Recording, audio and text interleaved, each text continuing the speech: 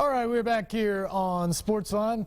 Open phone still available for you, 737-7767. March Madness, NFL Combine, heck, pitchers and catchers reporting. We can talk about what, Yoenis Cespedes has showed up to drive to work in today, if you would like. Anything. Open topics tonight here on SportsLine. 737-7767 is the number while we wait for phone calls or just dive in because it's a good interview. Dansby Swanson, one of the best careers in Vanderbilt history, coming in, told Tim Corbin right out of the gate, said, I want to be one of the best players to ever play here. And Tim Corbin said, I believe you can do that. I believe you can be one of the best players here just by the way you carry yourself and the way that you work. And Dansby went out there, worked it hard every day, suffered a really tough injury his freshman year, but was able to overcome that and become an absolute superstar. Multiple-time All-Americans, College World Series MVP as the Doors won the national championship in 2014, led them back to that spot in 2015 while being the #1 pick in the Major League Baseball draft. And just a remarkable career. Great performances, treated everybody with respect and kindness. Just a beloved guy on and off the field at Vanderbilt. Goes on, #1 pick of the Diamondbacks. Had a real whirlwind start to his Major League Baseball career. Traded this offseason, and now he goes home to Atlanta. Just a short drive from where he grew up in Marietta. And an opportunity now through spring training to perhaps be the starting shortstop for the Braves here in 2016. We'll get to Dansby Swanson in just a moment, but we do have a call. Good evening, Philip. What's up? Hey, man, if you want to do your baseball thing first, that's fine. I love baseball. We'll get to it, but go ahead. I don't want to make you wait because it's a lengthy one. All right. As far as the Titans, what they should do, they are in a enviable position.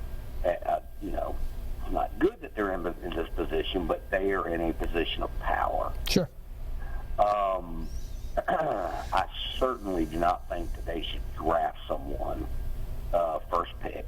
I think they should do what previous GMs have done, and that is trade that pick and get as much as you can. And I say that to say this. You said it's kind of open, and there's something that's really bothering me here in Nashville, and it had to do with sports media. There is a former GM of the Titans who I hear every day on the radio. He has blasted and discredited the likes of my beloved Tom Landry, those like him, George Allen, Chuck Noll, Miami guy, I'm having a hard time with his name, like Don Shula, and claiming that Bill Belichick is the greatest head coach to ever coach in the NFL. And it's because this particular former GM of the Titans has spent some time with the Patriots. Much like this current GM, who has zero experience, but he spent time with the Patriots. Everybody's all in love with him. And I don't know if he's listening. I doubt that he is. If you ever run into this former GM, since he's so willing to bash someone of the greatness of Tom Landry and those like him who have come before Bill Belichick, and he wants to bash Philip, is he actually bashing him, or is he just saying that Belichick is the best? No, he's bashing him. I've heard him say it's a different time. This is a different era. What Bill Belichick is doing is so much far superior than what the likes of Tom Landry, George Allen. I don't need to go down the list. What they did. So, and it's because he spent time with them. Congratulations. But he wants to bash Jerry Jones. Here's my response to that, and tell me what you think. You bashed Jerry Jones a few times. Jerry Jones, as a GM and an owner, has drafted 4 Hall of Famers: Troy Aikman, Michael Irvin, Emmitt Smith, Larry Allen. He's acquired Deion Sanders, and Charles Haley. That's 6 Hall of Famers that Jerry Jones is responsible for. How many Hall of Famers has this former GM of the Tennessee Titans ever been a part of? I'll give you the answer. It's 0. But it's really upsetting to me to listen to sports talk radio and know that there's a guy on the air every day with credentials of 0, and yet this town, for some reason, continues to think he's the greatest GM to have ever been here. What did that GM do? Are the fans of this team going to give this GM the same hoorah as they give this guy who did nothing for this town? Well, Philip, let me jump in. Feel free to hang on there. I think part of it is whenever you host a show like that, you're a part of a show, they're paying him to give him his opinion. So I think that's part of it here. And you may disagree with it, and it certainly sounds like you do. But I think that's why they have him there. If we all had the same opinion, we all were homogenous in that way, it wouldn't be very good radio out there. So I think that's part of it. And sometimes maybe you don't even always believe the opinion you're saying, but you just got to do it because you're trying to generate calls or interest or whatever. His experience or his credentials are his experience. The fact that he's been calling NFL drafts, the fact that he's been in the war rooms, the fact that he's been around multiple organizations, that's his experience to go out there and do that. And it's something that you don't have and that I don't have and most people don't have. And so was he the greatest general manager of all time? No, absolutely not. And I don't think he would claim that. But he does have a level of expertise on this that most people do not have. I haven't heard the specific comments that you're really referring to, but I also don't think he's that out there in the assertion that Bill Belichick's way up there on the list of all-time coaches. And I don't even think the statement that it's a different era is a damning statement about some of those other guys you talked about. It is a different era. Football's a different game today. The rules are different. You protect quarterbacks in a different way. The guys are bigger, they're faster, they're stronger. It's a way more passing-oriented game today than it was 20 and 30 years ago when some of those guys were coaching. It's a different sport in a lot of ways. And there's more talent, there's more teams, the parity's been spread out in a lot of ways. So I think what Bill Belichick has done in New England over a long period of time here is very impressive. That puts him in the short list of that conversation. I haven't thought about it before this call to tell you if I think he's number 1 all time or anything, but I don't think it's a crazy statement to say he's up there, and to use the fact that he's doing it in this era and the way he's doing it in this area as a separator from some of those guys you mentioned that were terrific coaches but did it 10 and 20 and 30 years ago. And they were terrific coaches, so terrific that the NFL would not be what the NFL is today. No question. Without those people. And the former Floyd Reese, we don't even need to tinker around anymore. Floyd Reese said, and I quote, that they are nowhere near it. They could not have, this is what he said, they could not have done what Bill Belichick did. And I just found that remark. I still listen to it time to time, but I'd rather throw a CD in and listen to Stevie Ray Vaughan on the way home than listen to someone so discredit the phenomenal human beings that led the NFL for so long and turned the NFL into what it is over to the likes of Bill Belichick. That is an absolute disgrace. Well, Philip, I think a lot of people are going to do that because of the track record of Belichick. So I guess I suggest that you throw in the CD and enjoy some music on the ride home from now on, because there are going to be a lot of people who believe that. I mean, you're talking about a guy who's won 4 Super Bowls. He's been in others. He's established a dynasty in New England when it's very hard to establish dynasties in this day and age in the National Football League. And frankly, their dynasty has spanned a couple other teams that have been really good in that time over stretches. The Patriots are still going. It all comes back to players, and Brady's been a great one. But I think what Bill Belichick has done certainly puts him on the short list there. And you're going to hear it. Deflategate, Spygate, all that stuff or not, you're going to hear Bill Belichick in that conversation over and over. Now back to our conversation with Dansby Swanson, #1 pick in the draft, one of the all-time favorite Vandy boys.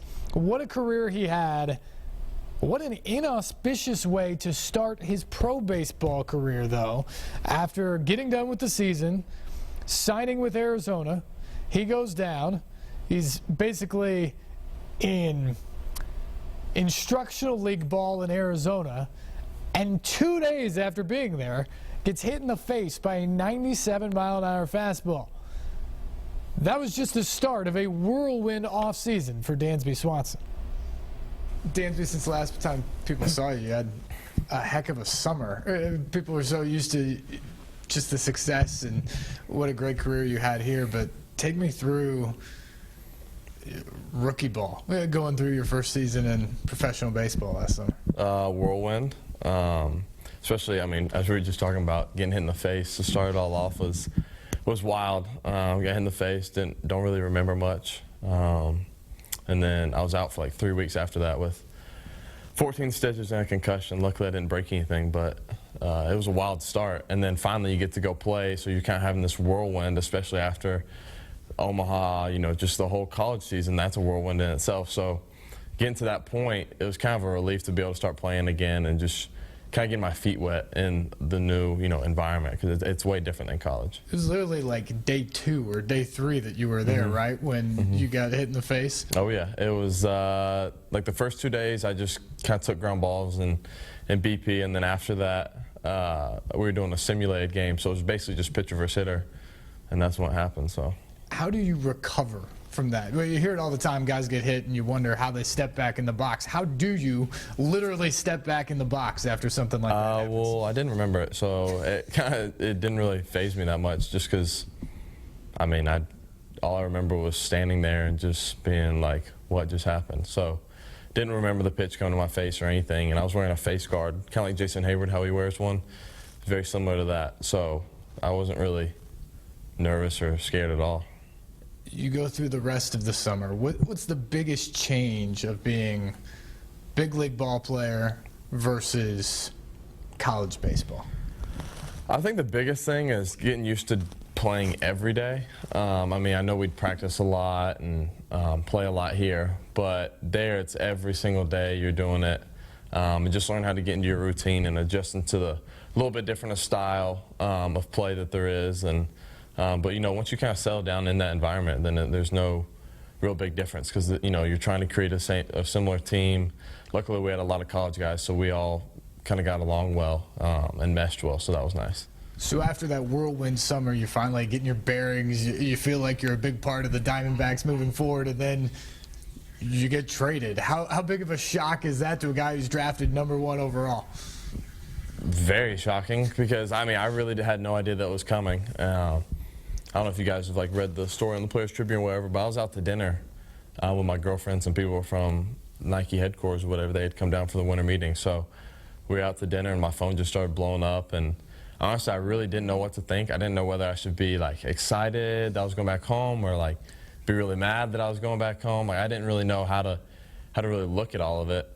So I tried to just kind of let the steam like settle down and the emotions kind of settle down, and then I was going to look at things, you know, a week and a half later, just because I knew when you're making emotional decisions, you know, that's not the best way to go about it. So I tried to let everything cool down before I started to really look at it. Once it sunk in and you realized that your eventual home ballpark is 4 exits away from where your parents live and where you grew up, what's that mean? I just think it's really neat that they can keep coming to watch me play and not have to make a cross-country trip to do it, and especially with all my friends. I mean, Merida and Atlanta is kind of like my pride and joy. I love it so much, and like I stated before, I'm pretty sure I talk about it so much people hate me for it because they just really get annoyed with me. But I love it, and I think it's just a great opportunity, especially with what is being built there, to kind of get back to that consistency and excellence that they had, in the late 90s and the early 2000s. They were a terrific team. The program they had running with all those pitchers in the 90s when you were a kid, imagine growing up watching them. How big of a Braves fan were you growing up? Huge. I mean, you'd watch them every night. It's just kind of what we did in my house was, oh, the Braves playing tonight? Yeah, they are. All right, let's watch them. So, I mean, I've watched hundreds and hundreds of games probably, and it was a cool, interesting stat. John Sherholtz told me this when I was at FanFest a couple weekends ago. He said, for the last 25 years, the Yankees have won the most games, and the Braves are second in front of the Cardinals. So, I mean, the organization is top-notch. They've always had a lot of talent, always had good teams. It's just lately, they haven't lived up to the standards that they built for the last, 20, 25 years. Freddie Gonzalez said a couple weeks ago that you're going to have a shot, big league camp, to leave with the team. Just your first full season in big league ball. What's your expectation for yourself this summer? Well, first of all, it's funny because I've known Freddie for so long. I played ball with his kid, and we've known each other for the last 10 years or so. And he probably hasn't seen me in about 10 years, which is funny. But I think just the biggest thing is to grow as person, player, all of that, because I think it's a great opportunity for moving forward, and that's my expectation really, is just to try and get better at me being a professional and a player and learning that new environment. And I mean, expectations, they're going to do what they're going to do as far as the rosters and everything. That's out of my control. So it's just my duty to go out there and play to the best of my abilities. Have you allowed yourself, Dansby, to think about what it will be like that day that you can put on the Braves cap and take the field at Turner Field or with the Braves in the big leagues? Not really, because I've just been so, focused on what's going on right now as far as getting ready for the season and to be able to have that moment. So I haven't really thought about the moment itself, just kind of the preparation to get to that moment.